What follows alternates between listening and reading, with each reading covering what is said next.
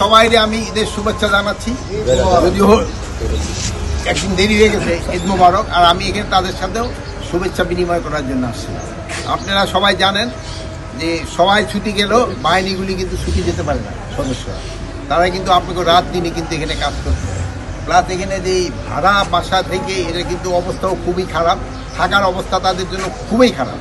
এই জন্য থাকার অবস্থাটা কীভাবে উন্নতি করা যায় এই বিষয়ে একটু আলাপ করা ছিল, এবং আমরা কীভাবে উন্নতি করা যায় দরকার, যেহেতু তাকে থাকার অবস্থা অবশ্যই উন্নতি করতে হবে।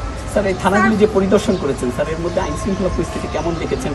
আইন শৃঙ্খলা পরিস্থিতি তো আপনারা সারাদিনই দেখতেছেন।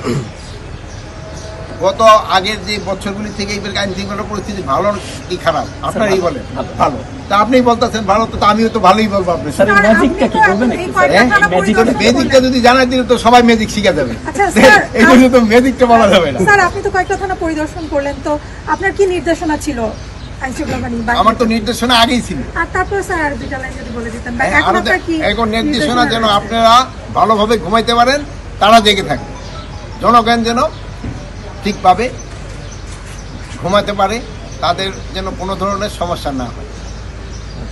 আর আরেকটা জিনিস হলো, আমরা কোনো ধরনের সন্ত্রাসীদের ছাড় দিব না, আর কোনো নিরীহরা যেন কোনো রকমের হয়রানির শিকার না হয় এই ব্যবস্থা করার জন্য তাদের নির্দেশ দেওয়া।